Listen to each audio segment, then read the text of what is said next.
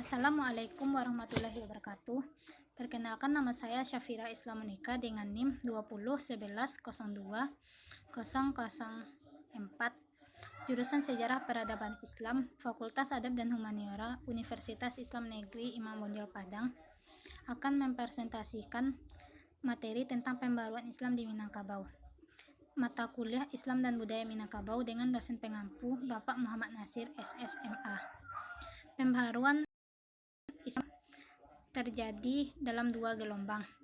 Yang pertama, gelombang pertama, revolusi Padri, dan gelombang kedua atau konflik kaum tua dan kaum muda, asal-usul istilah kaum tua dan kaum muda.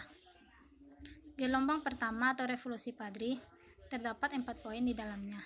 Yang pertama, gerakan Padri gelombang 1, yang kedua, gerakan Padri gelombang 2, ketiga, perang Padri, keempat, dampak revolusi Padri terhadap adat Minangkabau.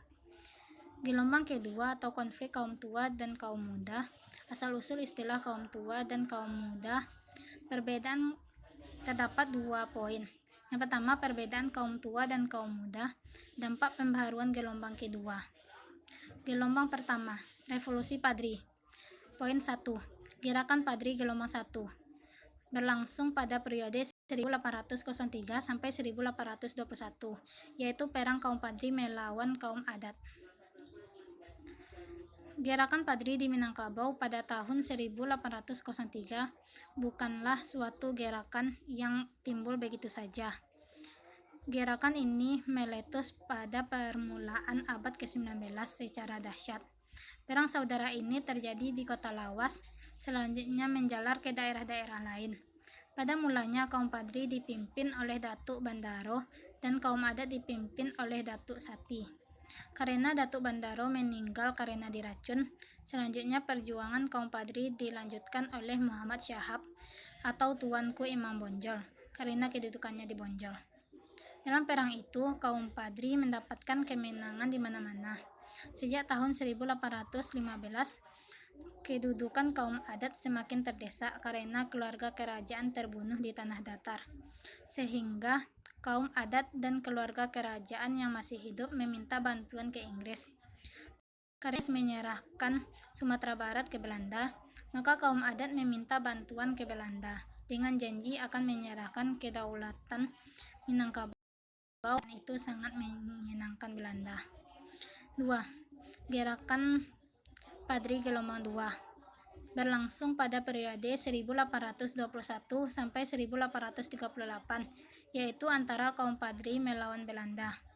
Sejak disetujuinya perjanjian antara kaum adat dengan Belanda mengenai penyerahan kerajaan Minangkabau kepada Belanda pada tanggal 10 Februari 1821, hal ini menjadi tanda keikutsertaan Belanda melawan kaum Padri. Dalam perang kaum Padri melawan Belanda, jalannya perang dibagi menjadi 3 periode.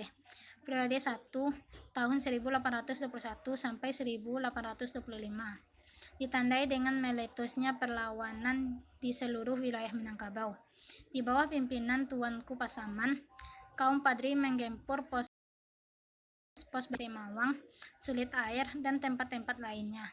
Belanda mengalami kekalahan di mana-mana. Untuk itu, Belanda mengajak kaum Padri melakukan perjanjian damai. Dan pada tanggal 22 Januari 1824, Belanda berhasil mengadakan perjanjian damai dengan kaum Padri di Masang, dan pihak akan menaati batasnya masing-masing. Periode 2 tahun 1820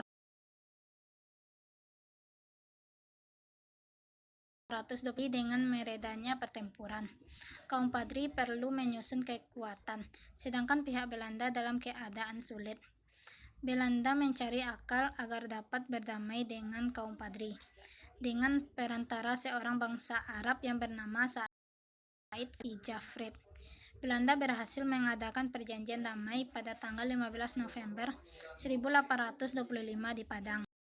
Periode 3 tahun 1830 sampai 1838. Periode ketiga ditandai dengan perlawanan di kedua kubu sementara semakin menghebat.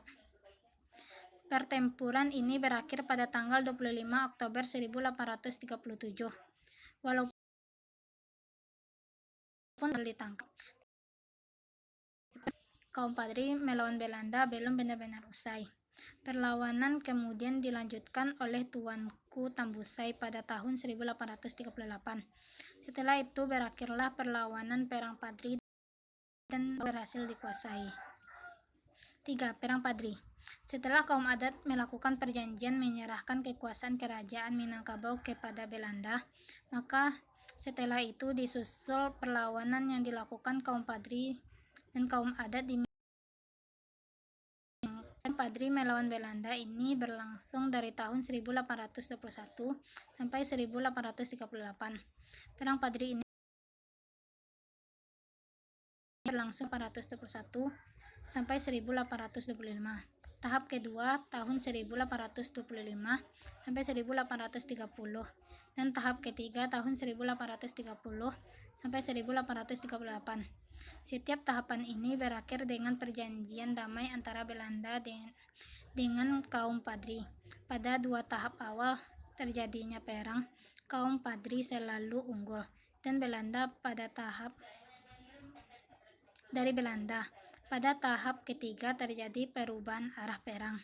Pertempuran ini berakhir pada tanggal 25 Oktober 1837. Walaupun Tuanku Imam Bonjol sudah berhasil ditangkap, tetapi perjuangan belum benar-benar usai. Perlawanan kemudian dilanjutkan oleh Tuanku Tambusai pada tahun 1838. Setelah itu berakhirlah perlawanan Perang Padri dan wilayah Minangkabau berhasil dikuasai. 4. Dampak Revolusi Padri terhadap adat Minangkabau. Sewaktu perang berakhir di tahun 1837, jelaslah Padri tidak mengubah banyak hal dan struktur politik dan sosial Minangkabau. Walaupun gerakan mereka mengusung penegakan agama dan menerapkannya dalam sistem sosial, rumusan adat yang baru diperkenalkan dengan penekanan kontras antara adat jahiliyah, yakni yang belum terpekan dan sinkretis, dan adat Islamiyah yang tidak bertentangan dengan hukum agama. Gelombang kedua atau konflik kaum tua dan kaum muda. Asal-usul istilah kaum tua dan kaum muda. 1. Perbedaan kaum tua dan kaum muda. Bagian A. Agama, tarekat, persoalan ijtihad, dan keharusan bermazhab. Pengalaman tasawuf dan tarekat yang dipelopori kaum tua dianggap telah menyimpang dari ketetapan normatif agama, terutama sejarah praktek kenabian dan sahabat. Namun perspektif kaum tua, mereka juga tentunya mempunyai nilai dan logika memberikan argumentasi kontek-etek dalam mempertahankan pendapat dalam menyikapi kritik kaum muda yang sangat tajam terhadap eksistensi tasawuf dan tarekat. Melancarkan serangan terhadap praktek-praktek ulama tradisional dan praktek-praktek kaum adat yang cenderung terlalu membesar-besarkan adat. Menurut mereka, praktek tarekat merupakan bid'ah dan khurafat. C. Pendidikan. Dalam menerapkan ide-idenya kaum agama yang telah diperbarui baik sistem dan metode maupun kurikulumnya. Pelajaran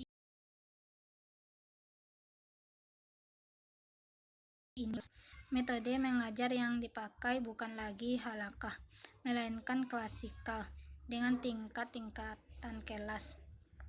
2. Dampak pembaruan gelombang kedua. Konflik dari kaum tua dan kaum muda ini pada masa awal abad 20-an diasumsikan berdampak pada rasial.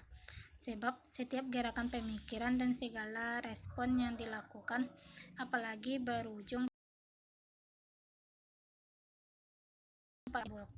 pada perkembangan sejarah di kemudian hari.